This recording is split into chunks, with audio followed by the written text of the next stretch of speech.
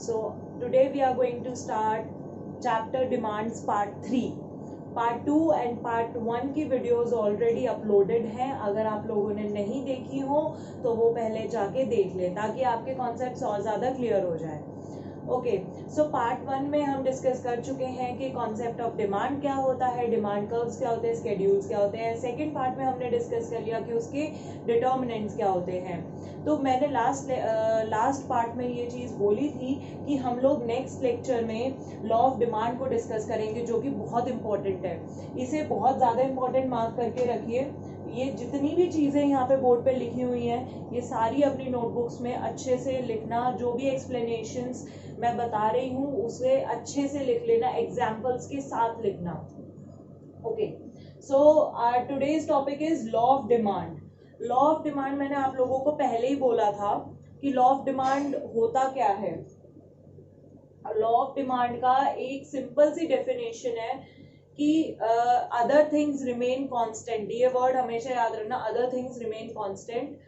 इसमें होता क्या है, there is a inverse relationship between the price of a commodity and the quantity demanded. Remember, I am not using the word demand here, I am using quantity demanded. तो यहाँ पे क्या होता है, इसकी ये सिंपल सी डेफिनेशन है कि अदर थिंग्स remain constant. ये वर्ड तो तुम्हें याद रखना है. ये सबसे बड़ी एक अजम्पशन है लॉ ऑफ डिमांड की कि अदर थिंग्स रिमेन कांस्टेंट है. अदर थिंग्स रिमेन कांस्टेंट कौन सी चीजें? लास्ट पार्ट 2 में हम लोगों ने ये डिस्कस करा था, सारे डिटर्मिनेंट्स डिस्कस करे थे.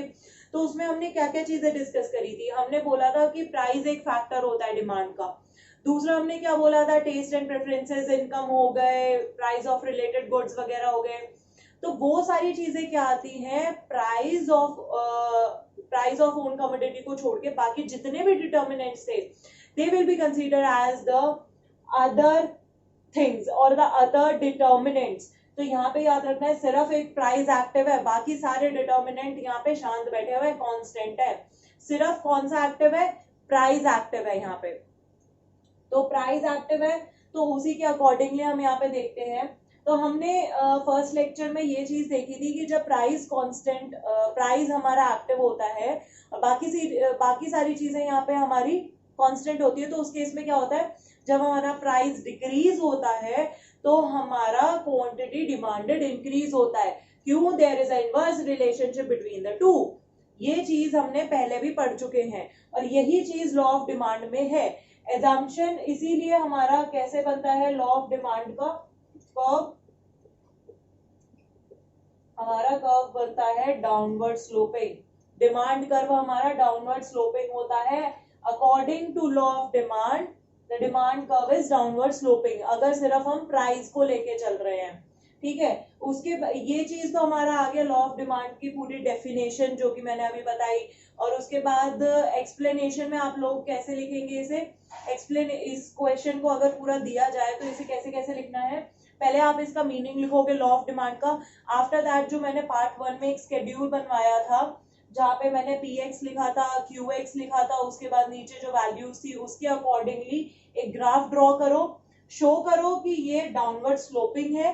ठीक है, डाउनवर्ड स्लोपिंग के बाद ये बताओ कि ये डाउनवर्ड स्लोपिंग क्यों है. ठीक है, क्योंकि उन दोनों के बीच में इनवर्स रिलेशनशिप है. और ये वर्ड तो याद ही रखना है कि अदर थिंग्स रिमेन कांस्टेंट, क्योंकि अगर ये वर्ड नहीं लिखा दैट मींस बाकी सारे डिटर्मिनेंट्स भी एक्टिव है और अगर ऐसा हुआ तो लॉ ऑफ डिमांड हमारा वहां पे फेल हो जाएगा. ठीक है, नेक्स्ट हमारा है assumptions. लॉ ऑफ डिमांड के assumptions क्या होते हैं, मैंने वही चीज बोली है. लॉ ऑफ डिमांड के assumptions मैंने अभी क्या बोला था, अदर थिंग्स रिमेन कांस्टेंट, मतलब बाकी सारे डिटर्मिनेंट्स, प्राइस को छोड़ के जो भी बाकी सारे डिटर्मिनेंट्स है वो सब कांस्टेंट है. तो assumption यही लेके चलो that there is no change in taste and preferences, there is no change in income, there is no change in population size. ये सारे तुम्हारे assumption में तुम as it is लिख सकते हो. इसमें तो तुम्हें बुक में भी देखने की जरूरत नहीं है, सिर्फ इसी से पता चल रहा है प्राइस को छोड़ के बाकी सब कांस्टेंट होंगे. तो उनमें मतलब आपको बोलना है कोई चेंजेस नहीं है. ठीक है, आप कांस्टेंट लेके चल रहे हो. assumption यही है हमारी लॉ ऑफ डिमांड की. After that exceptions to law of demand. Exceptions to law of demand क्या है? हमारे 3 एक्सेप्शंस यहाँ पे बोले गए हैं। लॉ ऑफ डिमांड हमारा क्या बोलता है? प्राइस बढ़ेगा तो क्वांटिटी घटेगा, ठीक है। तो एक्सेप्शन मतलब यहाँ पे कुछ उल्टा हो रहा होगा। आर्टिकल्स ऑफ डिस्टिंक्शन क्या होता है? आर्टिकल्स ऑफ डिस्टिंक्शन में हमारे कुछ ऐसे गुड्स आते हैं, फॉर एग्जांपल आप इसमें लेके चल सकते हो डायमंड हो गया, गोल्ड हो गया। अब इन सब चीजों में क्या होता है? अब एक बात बताओ, अगर गोल्ड की कोई वैल्यू नहीं होती, मतलब वो बहुत महंगा नहीं होता, तो लोग उसे खरीदते क्यों? नहीं खरीदते ना। उन चीजों की, डायमंड की, गोल्ड की, ये जो और भी मतलब एक्सपेंसिव प्रीशियस स्टोन्स होते हैं, इन चीजों की डिमांड क्यों होती है? Because they have a high value, ठीक है।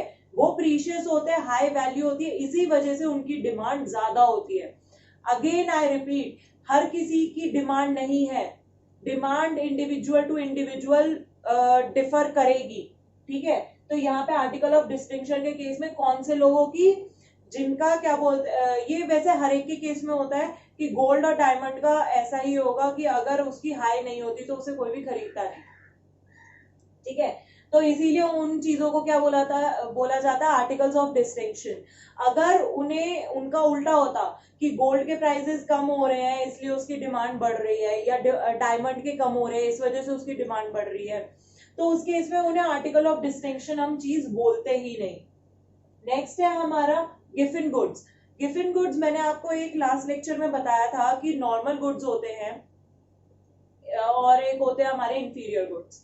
तो इंफीरियर गुड्स मैंने आपको बोला था कि इंफीरियर गुड्स का जो होता है इनकम के साथ हमारा इनवर्स रिलेशनशिप होता है कि इनकम बढ़ेगी तो हमारा क्या होता है, इनवर्स गुड्स जो है उसकी डिमांड डिक्रीज होगी, ठीक है।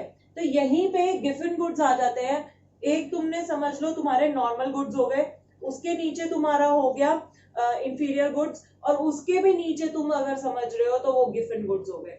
गिफन गुड्स हमारे बहुत ही हाईली इंफीरियर गुड्स होते हैं। हाईली इंफीरियर गुड्स बोला है मैंने, इंफीरियर गुड्स एक नॉर्मल मैंने वर्ड यूज करा है, ये हाईली इंफीरियर गुड्स है, ठीक है।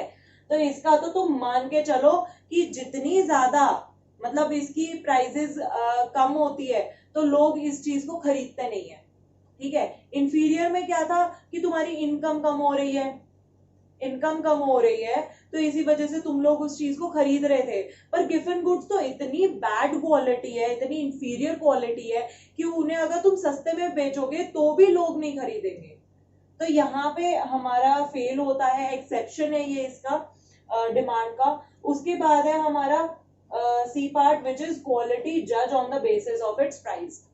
अब एक चीज देखो, बाजार में जाते हैं, कोई भी ब्रांड का हमने क्या बोलते हैं कुछ खरीदा, अब हम क्या बोलते हैं, नहीं नहीं, जैसे मतलब अगर फ्लोर क्लीनर या कुछ भी ऐसा हमें लेना है तो उसमें अगर ऐसी कोई बॉटल रखी होगी और उसके ऊपर कोई स्लिप नहीं लगी हुई है या कोई नॉन ब्रांड नहीं है, हम क्या बोलेंगे, अरे इसे रहने दो, ये अच्छी क्वालिटी का नहीं होगा, हम प्रेफर करेंगे उसे लाइजॉल वगैरह को, ठीक है, या और भी कोई चीज हो गई।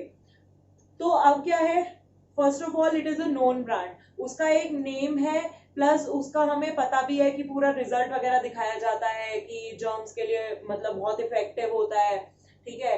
तो ये सारी चीजें क्या है, उस केस में क्या है, हमारी एक एक्सपेक्टेशन, एक दिमाग में हमने क्या बना लिया, ठीक है भाई चीप मतलब ये सस्ते में मिल रहा है बट मे बी इसकी क्वालिटी अच्छी ना हो, सस्ता है तो इसकी क्वालिटी अच्छी नहीं होगी। सेम हम खाने के केस में करते हैं, खाने में हम क्या बोलते हैं, जैसे ठेले वगैरह पे तुम लोगों को खाना मिल रहा है, मतलब कोई भी चीज मिल रही है, गोलगप्पे मिल रहे हैं, एनीथिंग, ठीक है, तो अब हम क्या बोलेंगे कि वो बहुत ही अनहाइजीनिक वे में बनाए गए होंगे, वहां पे कोई भी इन सब चीजों का ध्यान नहीं रखा गया होगा, इसीलिए वो सस्ते मिल रहे हैं।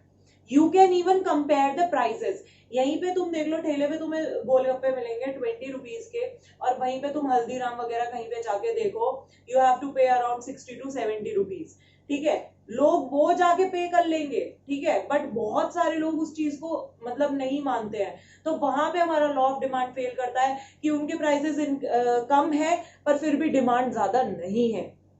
अगेन हर एक इंडिविजुअल का अलग अलग होता है, तो यहाँ पे हमने क्वालिटी को जज करा on the basis of its price. Next, law of demand when fails.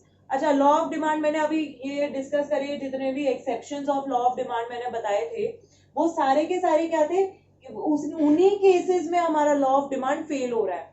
Law of demand fail होने का मतलब है हमारा कि हमारा कर्व बनेगा इस तरीके का,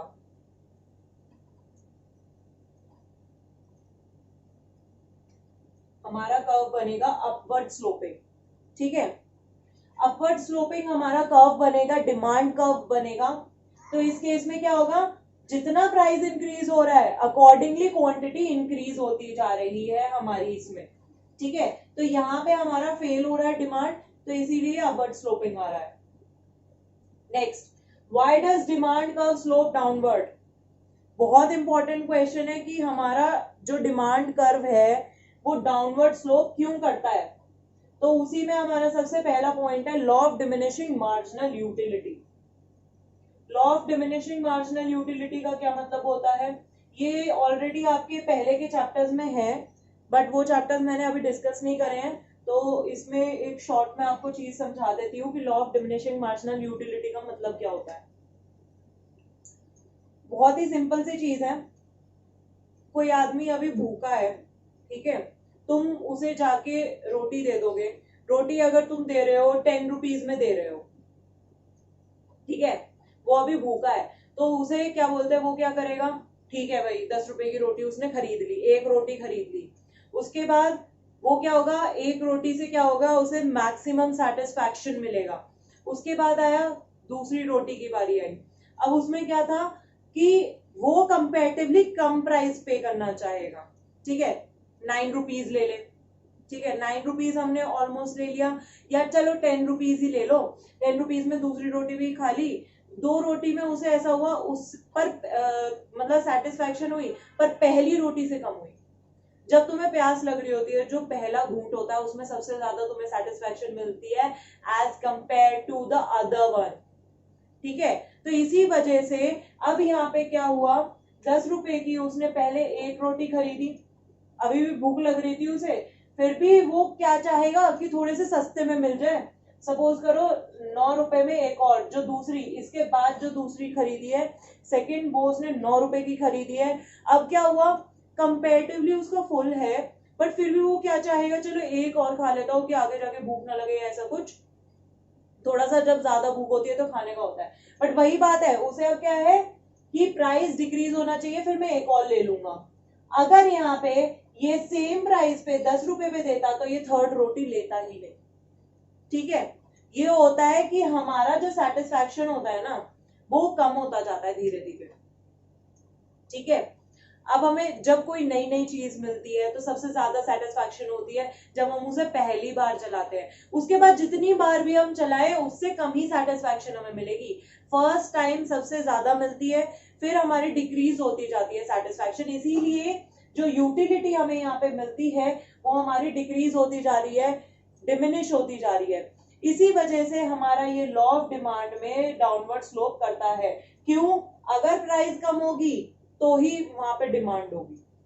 ठीक है, डिमांड बढ़ेगी उसकी, अगर प्राइस इंक्रीज होगी डिमांड नहीं बढ़ेगी। तो ये हमारा पहली चीज, हमारा जो ए पार्ट था वो सेटिस्फाई कर रहा है हमारे लॉ ऑफ डिमांड को। Next is income effect.